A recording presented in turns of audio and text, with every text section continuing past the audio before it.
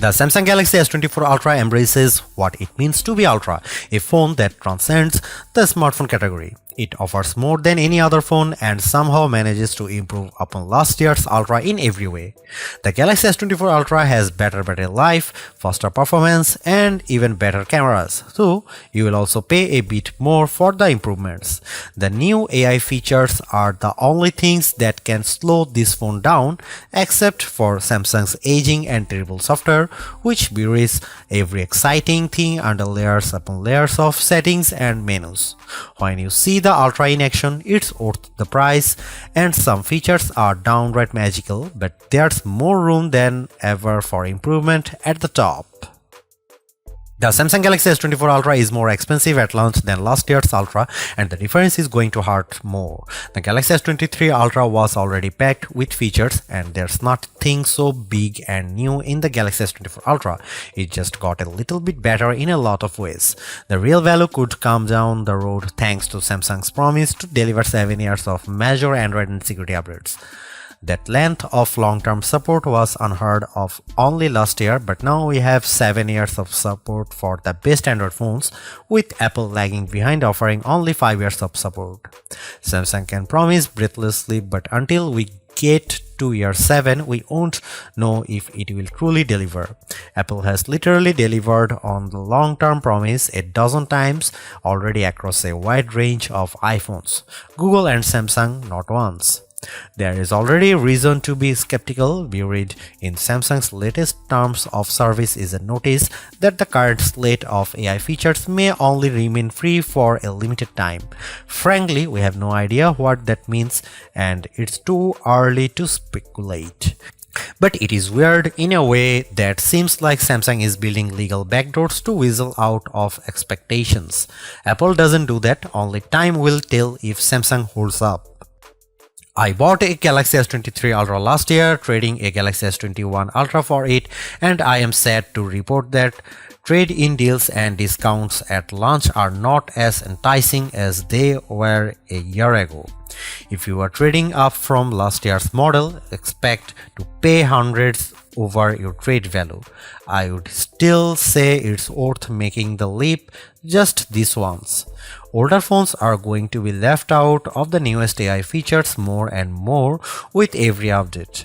That means values could plummet the first time Samsung delivers bad news and drops the features built-in on the Galaxy S22 Ultra or something even newer. Is this phone worth such a high price? If you are asking that question, you are viewing wrong review. You want the Galaxy S24 Plus, which is probably worth it.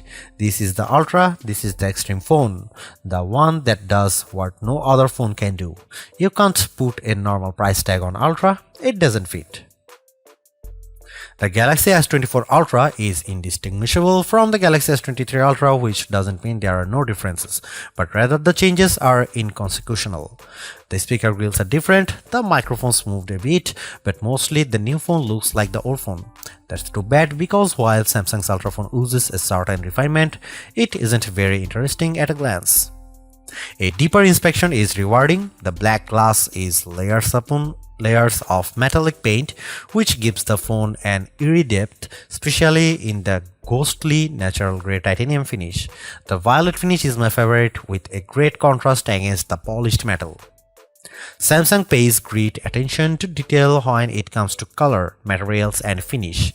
Each color has a subtly hued frame that complements the new Gorilla Glass armor pack. The titanium black is all black, while other color options age into warmer frame tones.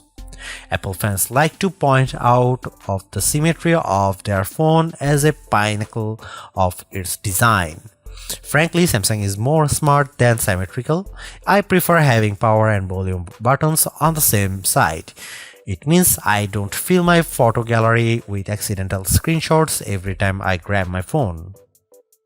Like Apple, Samsung has opted for titanium on the frame this year, but it doesn't make as much difference as it does on my iPhone 15 Pro Max. The Pro Max managed to shed considerable weight this year versus last year, about half an ounce. The Galaxy Ultra, it's a single gram lighter at most. If you have never played with an Ultra, you really need to pick one up and pop the pen. Did you know the S Pen clicks? There is no reason for it. It could just pop out, spring-loaded, but instead the S Pen has a clicky top that is extremely satisfying. Oh, the S Pen is also motion sensing stylus with a Bluetooth camera remote button, but Samsung hasn't neglected the clicky top. Of course, the S Pen isn't just built for fun, it's one of the most surprisingly capable accessories ever.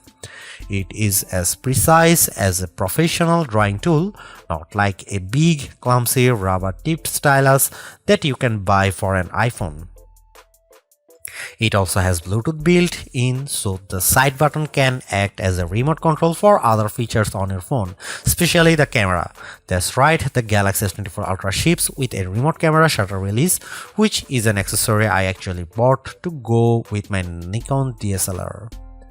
The Galaxy S24 Ultra is flat this year, ending a run of screen curvature that began with the double black diamond slope of the Galaxy Note Edge and subtly resolved itself into a signature Samsung look that refined and reduced the effect of the bezel around the edges. On the front and back, Galaxy S23 Ultra has gently rounded curves that make the phone feel much nicer to hold. The Galaxy S24 Ultra is more sharp, and though it isn't uncomfortable, it feels conspicuously big. The display on the Galaxy S24 Ultra is excellent, as good as you'd hope to find on a premier smartphone. It's huge, bright and colorful, especially using the vivid color tone option. There are plenty of adaptations for this display, including adaptive brightness and color tones that measure ambient lighting and adjust the display to look its best. In bright outdoor light, the display can boost to a stunning 2600 nits, which isn't quite the brightest you can find, but you won't need any brighter. Even more interesting might be the extra dim option. The Galaxy S24 Ultra can maintain good color fidelity even down at 1 nit of brightness. That's dim enough that you could almost check your messages in a movie theater, but then you'd be an extra dim ultra jerk, but you could.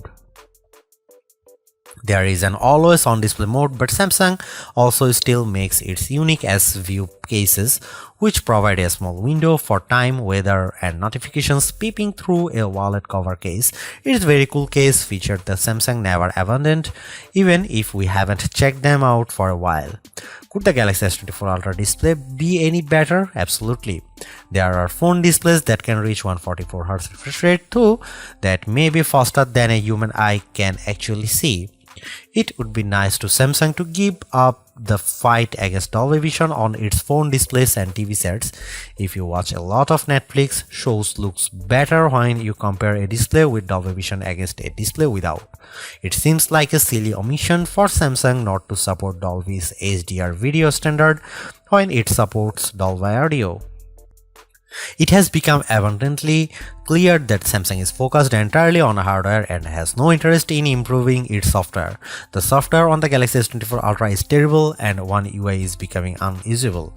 Even the simplest features are bogged down with options and menus, and Samsung can't seem to make a single decision about what's best for its users.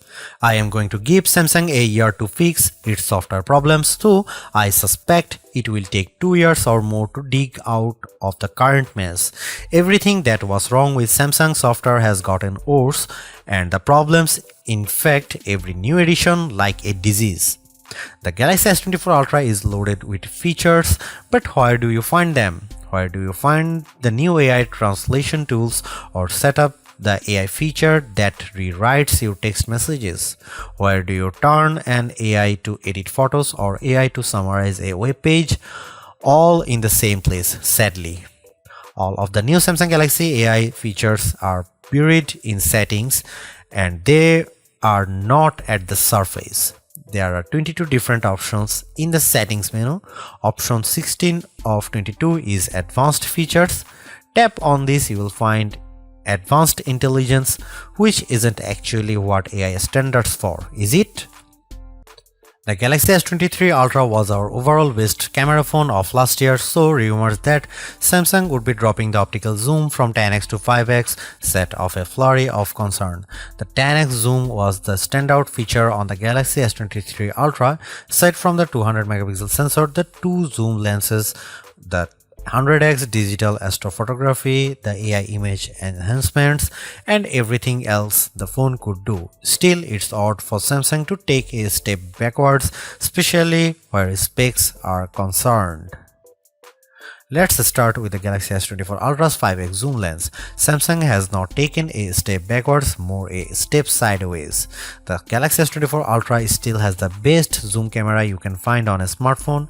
It's better than the Galaxy S23 Ultra's 10x zoom, and it's much better than the 5x zoom you will find on the iPhone 15 Pro Max most of the time, like when you are really using the zoom to its full extent.